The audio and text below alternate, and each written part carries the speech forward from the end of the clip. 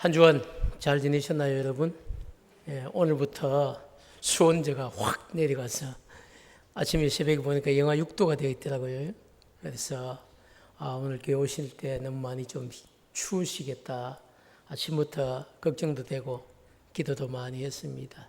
어쨌든 또 이런 시기에 정말 기도하는 마음으로 현장 예배자에 오신 여러분들을 진심으로 축복하고, 또 이 자리에 못 오지만 지금도 유튜브를 통해서 함께 예배 자리에 앞에 나와 있는 가족들 모두에게 오늘도 말씀을 통해서 새 힘을 얻는 그런 분명한 은혜가 있기를 주님의 이름으로 축복합니다.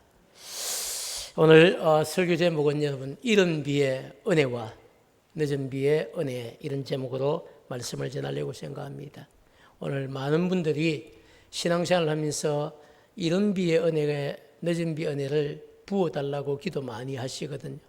그런데 어떤 의미인지, 왜 그런 기도가 필요한지 오늘 그 의미들을 좀 더 정확하게 우리가 이해하고, 앞으로 기도할 때에 정말 이른 비의 은혜를 주시니까 하나님이 늦은 비의 은혜도 주실 줄 믿는 그런 분명한 믿음의 고백을 가지고 살아갈 수 있는 우리 부모님 가족들이 꼭 되시기를 주님의 이름으로 축복합니다. 오늘 말씀은 모세가 광야에서 40년을 살게 됩니다. 출애굽을 하고, 애굽에서 탈출하고 하나님이 광야로 인도해 가셨는데 그 광야에서 약속의 땅으로 바로 가지 못하고 불순종했기 때문에 광야에서 40년을 살게 되는데요. 그렇게 출애굽 1세대가 다 광야에서 죽어갑니다. 이제 남은 사람, 출애굽 1세대 가운데 모세, 여호수아, 갈렙, 이 세 사람만 남고 나머지는 다 출애굽 2세대입니다. 그 광야에서 태어나고 자라고 그래서 약속의 땅으로 들어가게 될 이 출애굽 2세대 자녀들을 모아놓고 가나안 땅에 입성하기 전에 약속의 땅 가나안에 들어가서 어떤 마음가짐으로 살아가야 되는지 그것을 정확하게 가르쳐 주신 본문이 바로 오늘 본문이다, 그렇게 볼 수가 있습니다. 그래서 모세는 광야에서 40년을 살아온 이 출애굽 2세대 백성들에게 한 가지 분명한 지침을 주고 있습니다. 너희들이 약속의 땅에 들어가면 이렇게 살아야 된다는 지침인데요. 오늘 13절 말씀이 그런 분명한 지침을 주고 있는데 우리 한번 같이 읽도록 하겠습니다. 내가 오늘 너희에게 명하는 내 명령을 너희가 만일 청종하고 너희의 하나님 여호와를 사랑하여 마음을 다하고 뜻을 다하여 섬기면, 그렇습니다, 여러분. 한마디로 정리해 보면요, 하나님을 사랑하고, 아니 하나님만 사랑하고 온 마음을 다해서 하나님을 섬기라는 이런 내용입니다. 그런 중심으로 살면 앞으로 들어가서 살게 될 이 약속의 땅 가나안에서 농사를 지어도 또 짐승을 길러도 가축을 길러도 다 수확에 필요한 이른 비의 은혜, 늦은 비의 은혜를 적당한 때에, 이건 아무 때나 비가 와서는 안 됩니다. 적당한 때, 정말 필요한 때, 그때에 내려 주실 하나님으로 말미암아서 곡식과 포도주와 기름을 얻게 될 것이다는 이런 축복의 말씀입니다. 14절 말씀을 보면 좀 더 정확하게 나타나 있는데요. 여호와께서 너희의 땅에, 이건 약속의 땅을 이야기합니다. 받게 될, 지금은 광야에 있지만 앞으로 받게 될 약속의 땅 가나안입니다. 여호와께서 너에게 주실 그 약속의 땅에 이른 비, 늦은 비를 적당한 때에 내리시리니. 여러분, 이게 너무 중요하죠. 살아가다 보면요, 아무 때나 비가 많이 오면 이건 여러분 아무 쓸모없는 비가 되는 거예요. 근데 정말 적절한 때에, 적당한 때에 비가 와야 되는 거죠. 그 적당한 때에 내리시리니 너희가 곡식과 그리고 포도주와 기름, 올리브 기름을 얻게 될 것이다. 하나님이 분명한 축복의 말씀을 약속하고 있습니다. 그래서 우리는 오늘 여러분 본문을 통해서 좀 더 우리가 어디에 관심을 가져야 되냐면요, 이른 비의 은혜는 도대체 무엇이며 늦은 비의 은혜는 도대체 무엇인가, 이것을 우리가 좀 더 묵상을 해보자는 것입니다. 출애굽 여러분 2세대가 앞으로 들어가서 살게 될 이 약속의 땅 가나안은요, 대부분 산악지대입니다. 어떤 지대요? 산악지대입니다. 우리처럼 이렇게 논이 있고 이런 땅이 아니고 산악지대로 대부분 이루어져 있기 때문에 평지로만 이루어진 이런 여러분 애굽 땅보다 훨씬 농사 짓기는 힘든 땅입니다. 생각해 보시죠, 여러분. 이스라엘 백성들이 430년을 애굽에서 종살이를 했는데요. 그러면서 종살이 하면서 농사를 지었던 이 애굽은요, 1년 내내 물이 마르지 않는, 강물이 마르지 않는, 그래서 산모작까지 가능한 땅이었어요. 크게 힘들이지 않고도 그냥 씨만 뿌리 놓으면 여러분 이게 자라는 거예요. 그런 땅이 애굽 땅이었고 나일강 주변이었습니다. 그런 이유가 그죠? 이 나일강은 마르지 않는 젖줄과 같은 땅입니다. 그래서 고대에 이집트, 이 애굽이 여러분 풍성한 나라가 될 수 있었던 것은 이 나일강이라고 하는 마르지 않는 강물이 있었기 때문에 여러분 한 번 뭐를 거두는 것도 중요한데요. 2, 3, 산모작이 가능한 땅 나일강. 여기가 어쩌면 인간적으로 보면 더 축복의 땅일 수 있습니다. 그렇기 때문에 여러분 인간적인 관점에서 약속의 땅 가나안보다는요 오히려 애굽 땅이 훨씬 더 젖과 꿀이 흐르는 땅이라고 우리가 생각할 수 있습니다. 인간적으로 보면 그렇다는 이야기. 산악지대인 여러분, 가나안 땅이 젖과 꿀이 흐르는 축복의 땅이 되기 위해서는요 전적으로 하나님께서 씨를 뿌리기 전에 그리고 수확을 거두기 전에 때를 따라 적절하게 공급해 주시는 이른 비의 은혜, 그리고 늦은 비의 은혜가 있어야만 이 약속의 땅이 뭐가 될 수 있습니까? 축복의 땅이 될 수 있어요. 너무 안타깝죠, 그죠? 여러분, 그냥 애굽 땅이 산모작이었으면요, 약속의 땅 가나안은 3모작이든지 5모작이든지 더 되게 주셔야 이게 여러분 축복의 땅인데 그저 별 수고 없이 살아가도 되는 땅, 그런 땅이 여러분 축복의 땅 아닙니까? 그런데 그렇지 않았습니다.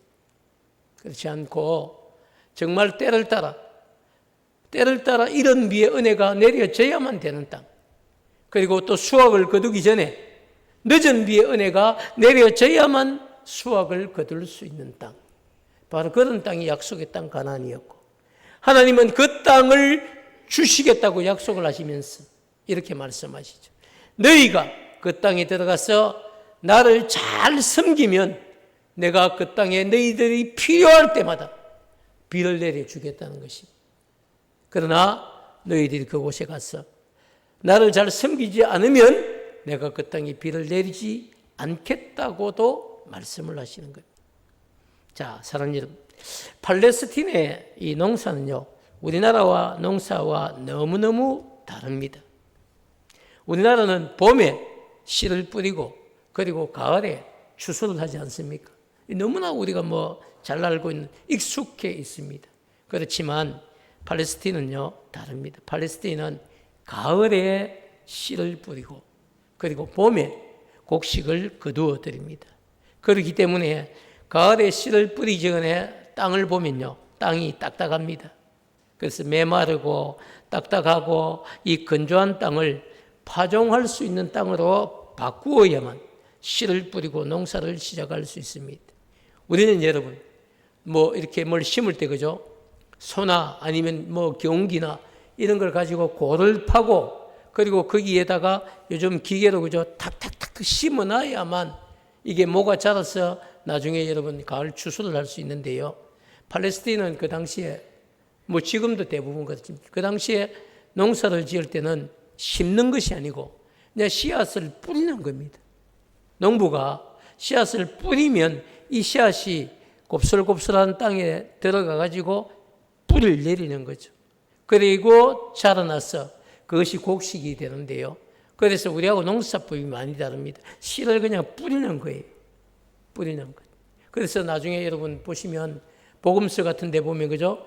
예수님께서 씨를 뿌렸는데 농사에 대한 비유를 하시면서 씨를 뿌리는데 씨가 어떤 건 어디에 갑니까? 길가에 가기도. 던졌는데 그게 바람에 날려서 길가로 가. 그래서 밟혔어. 열매를 맺지 못한다. 어떤 거는 또 돌짝밭에 가시떨기 밭에 그 뿌리니까 아니면 좋은 땅을 골라서 심었으면 무슨 그런 일이 있겠습니까? 뿌리니까 그런. 그런데 다행히 좋은 땅에 날아간 것은 30배, 60배, 100배의 결실을 거두게 된다. 이런 비유를 하셨는데요. 그만큼 여러분, 이 팔레스틴의 땅에 농사를 짓기 위해서는요, 반드시 뭐가 있어야 되냐면 이런 비가 와야 됩니다. 이런 비가 가을에 촉촉하게 와서 땅을 곱슬곱슬 토실토실하게 이렇게 토양을 바꾸어 놓아야만 농부가 가서 씨를 뿌리는 거죠. 그렇게 여러분 농사를 시작할 수 있는 땅이 어디입니까? 그게 여러분 약속의 땅 가나안이었어요. 애굽하고는 너무 다르죠. 자, 그런데 여러분 그렇게 가을에 뿌려진 씨앗들이 그 다음 해를 넘어서 그죠? 3, 4월경에 열매를 맺는데 이때도 역시 마찬가지입니다. 열매를 맺기 전에 늦은 비가 와야 됩니다. 늦은 비가 와야만 곡식이 연걸 수 있고 또 과일들이 제대로 이렇게 작품이 되어서 수확을 거둘 수가 있습니다. 그래서 이런 비의 은혜도 반드시 있어야 되지만 이런 비의 은혜는 뭘 하는 겁니까? 농사를 시작할 수 있는 은혜입니다. 그리고 늦은 비의 은혜는 뭡니까? 수확을 거두기 전에 풍성한 수확을 위해서 반드시 늦은 비 은혜가 내려야만 되는 그런 땅이 어디입니까? 하나님이 이스라엘 백성들에게 주시겠다고 약속한 약속의 땅 가나안이었습니다. 자, 여러분, 많은 분들이 이런 질문을 해옵니다. 이스라엘의 에도 애굽의 나일강처럼 요단강이 있지 않습니까? 맞습니다, 여러분. 요단강은 그런데 나일강과는 비교할 수 없는 강입니다. 나일강은 1년 내내 강물이 마르지 않는 땅입니다. 마르지 않는 강이죠. 그래서 씨를 뿌릴 때에 이런 비가 내리지 않아도 나일강은 씨를 뿌릴 수 있습니다. 나일강변.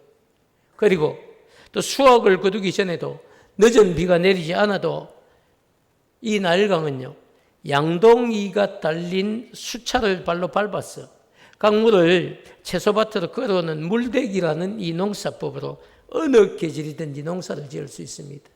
여러분 기억나시는가 모르겠는데 영화 같은 데나 이런 데 봐보면요, 더운 나라에 농부들이 발 가지고 그죠? 까딱까딱 이렇게 밟으면 물이 여러분 쭉쭉쭉쭉 호수를 통해 들어와서 자기 밭에 뿌려지는 이런 방법들이 고대에서부터 있었다는 겁니다. 10절 말씀을 보면 성경이 그 증거를 우리에게 보여주는데요. 네가 들어가 차지하려는 땅은 내가 나온 애굽 땅과 같이 아니하니 거기에서는 애굽 땅에서는요, 너희가 파종한 후에 씨를 뿌린 후에 발로 물대기를 채소밭의 댐과 같이 하였거니와 발로 그냥 밟기만 밟으면 여러분 물이 쭉쭉쭉쭉 들어와서 채소밭에 물이 들어갔다는 이야기입니다. 그렇게 쉽게 농사를 지어 하나님의 어떤 도움이 없어도 하늘의 비가 없어도 애굽 땅에는 농사를 짓기에 아무런 어려움이 없어요. 그냥 발만 여러분 까딱까딱 움직이면 농사를 지을 수 있는 땅이 애굽 땅이었어요. 자, 그런데 여러분 요단강은 다릅니다. 요단강은 해수면보다 훨씬 더 낮은 곳에 요단강이 있습니다. 위치상으로 요단강이 더 낮게 있다는 이야기죠. 그래서 요단강의 물을 여러분 산지 쪽으로 끌어다가 쓰려고 하면 농사에 쓸 수가 없는 그런 형편이었습니다. 그렇기 때문에 약속의 땅 가나안에서 농사를 짓기 위해서 또 가축을 키우기 위해서는 반드시 뭐가 와야 됩니까? 비가 내려야 돼요. 비가 반드시 내려요. 그런데 아무렇게나 내리면 안 되고 필요한 때에 적절한 때에 비가 내려야만 여러분 가나안 땅에서는 농사를 지을 수도 있고 그리고 가축을 키울 수도 있고 그리고 채소를 길러낼 수도 있었습니다. 그렇게 하기 위해서는요, 전적으로 하나님이 주실 은혜만을 바라보아야 됩니다. 이게 여러분 약속의 땅이에요. 하늘에서 때를 따라서 이른 비의 은혜나 늦은 비의 은혜를 내려주시지 않으면 여러분 그 해는 씨를 뿌릴 수도 없고 또 뿌린다 해도 열매를 거둘 수가 없기 때문에 사실은 굶어 죽을 수밖에 없는 그런 땅이 어디였습니까? 약속의 땅 가나안이었습니다. 그렇기 때문에 더더욱 누구를 바라보게 됩니까? 하나님만. 그렇기 때문에 하나님만 바라보고 살 수밖에 없는 땅이 어디입니까? 그게 여러분 약속의 땅 가나안이었어요. 사랑하는 여러분, 이스라엘 백성들이 하나님으로부터 받게 될 약속의 땅은요, 영적인 시각에서 바라보아야만 뭐가 될 수 있습니까? 축복의 땅이 될 수 있는 땅이었습니다. 인간적으로 바라볼 때는 그것이 절대로 축복의 땅이 될 수 없습니다. 하나님께서 때를 따라 내려주시는 이른 비의 은혜, 늦은 비의 은혜가 만약 없다면 이 약속의 땅 가나안은 축복의 땅이 아니라 메마른 땅, 그리고 저주의 땅이 될 수밖에 없는 땅이 바로 약속의 땅 가나안이었습니다. 근데 여러분, 말씀을 준비하다가 제가 그런 묵상이 떠올랐어요. 우리 인생도 약속의 땅 가나안과 다르지 않다, 이런 묵상이 되는 겁니다. 성도의 인생, 여러분 한번 생각해 보시죠. 메마른 땅, 가나안 땅만 그런 것이 아니고요, 저와 여러분의 이 메마른 심령에도 하나님이 부어주시는 성령의 충만함이 없다면 우리는 여러분 모든 환경에 눌려 살 수밖에 없습니다. 시간이 점점 지나면서 육신이 점점 더 연약해집니다. 그렇지 않습니까? 여러분 옛날만큼 건강하십니까? 아마 나이가 드시면요, 한두 가지 약을 복용하지 않는 분 없을 거예요. 건강도 점점점 힘을 잃어가고요. 물질은 또 어떻습니까? 살아갈 만큼 넉넉하게 가지고 재어놓고 살아가는 사람들이 얼마나 있을까요? 하루하루 벌고 한 달 한 달 벌어서 여러분 내일의 기약도 없이 살아가고 있는 많은 사람들이 그렇게 살아가고 있어요. 그래서 오늘 한 달 주신 은혜로 살고 또 다음 달에 주실 은혜가 있어야만 살 수 있는 게, 그게 여러분 성도의 인생이죠. 뿐만 아닙니다. 자녀의 문제도 마찬가지죠. 내 자녀들을 안심 놓았다 말할 수 있는 부모가 있을까요? 언제 어떻게 무슨 일이 일어날지 모르는 게 우리 자녀의 인생입니다. 여러분 나라는 어떻습니까? 전쟁의 위기가 여러분 러시아만, 우크라이나만 있겠습니까?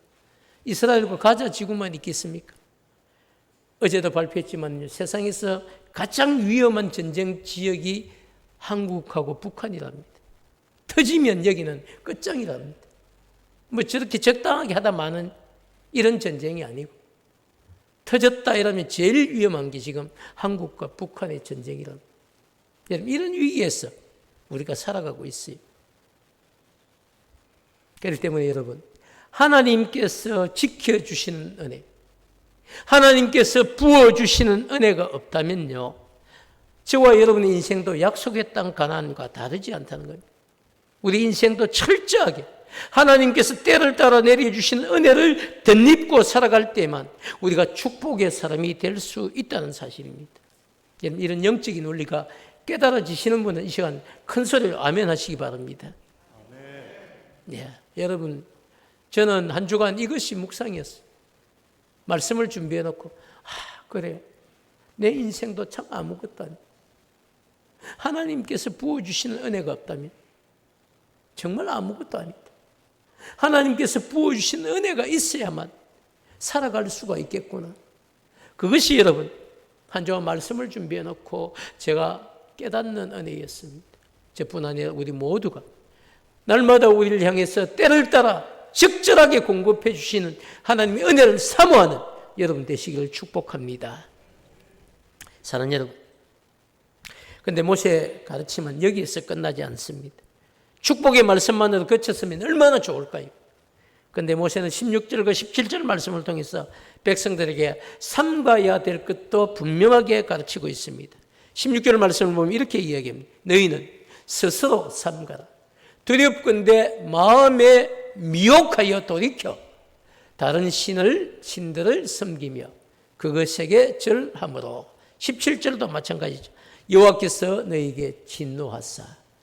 너무 중요한 고백이 있습니다. 하늘을 닫아 비를 내리지 아니하여 땅이 소산을 내지 않게 하심으로 너희가 여호와께서 주신 이 아름다운 땅, 이 약속의 땅에 들어왔지만 속히 멸망할까 하노라. 여러분, 우리는 부모들이 자녀에게 협박을 할 때 많이 있거든요. 똑바로 해라. 안 그러면 뭐 용돈 없다, 뭐 밥 없다, 뭐 없다, 뭐 이런 얘기 많이 하고 많이 듣고 자랐죠. 그런데 여러분, 실제 그것을 지키는 부모 별로 없습니다.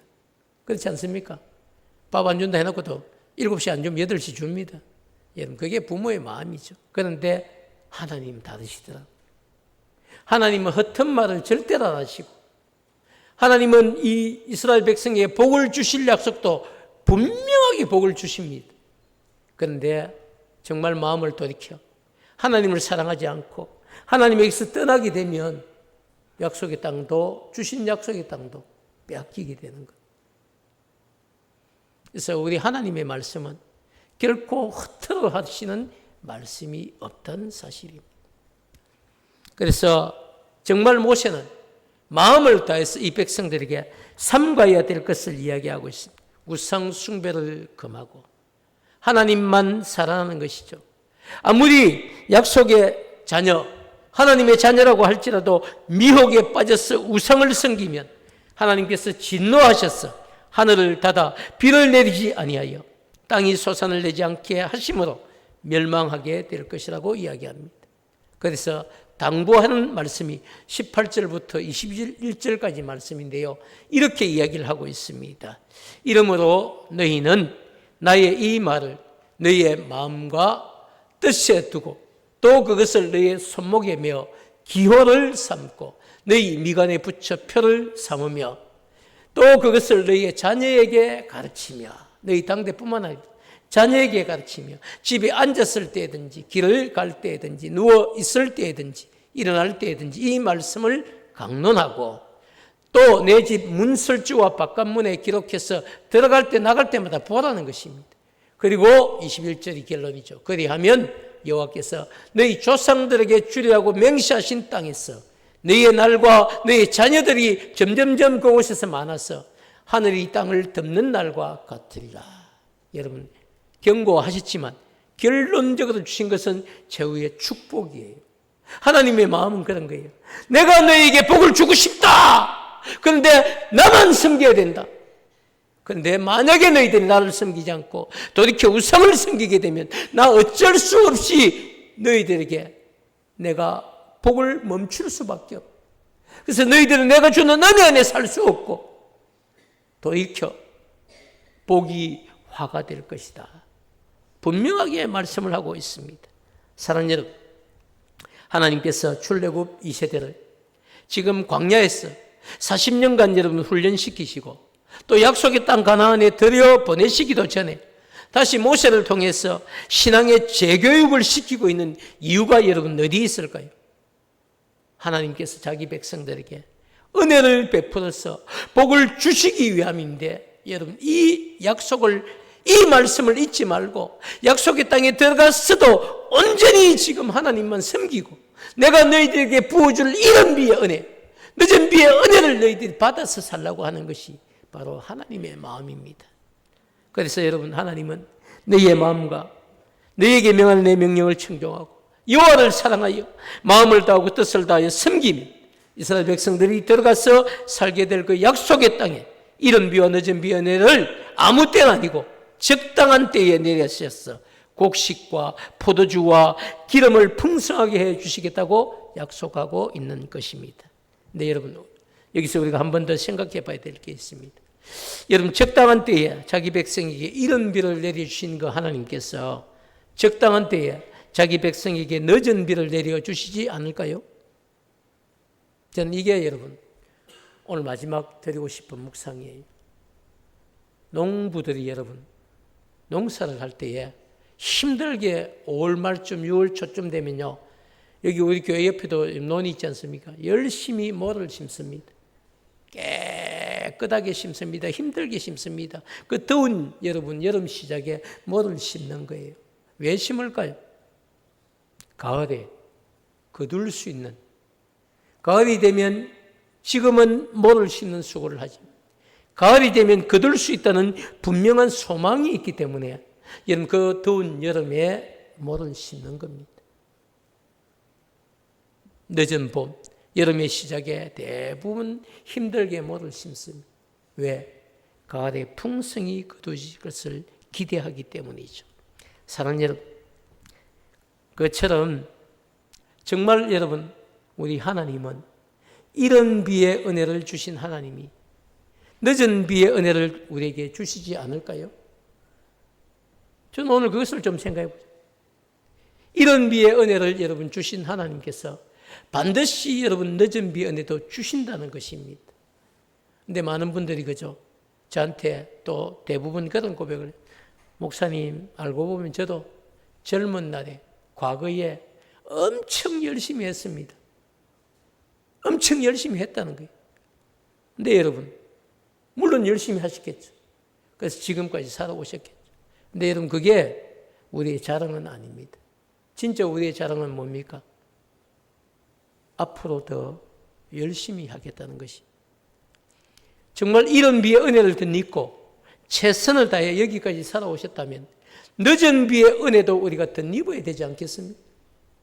이런 비의 은혜를 가지고 우리가 여러분 심어 놓았으면 늦은 비의 은혜가 내게서 거두는 기쁨이 반드시 있어야 되지 않겠습니까? 여러분 저는 그것이 너무 안타까운 거예요.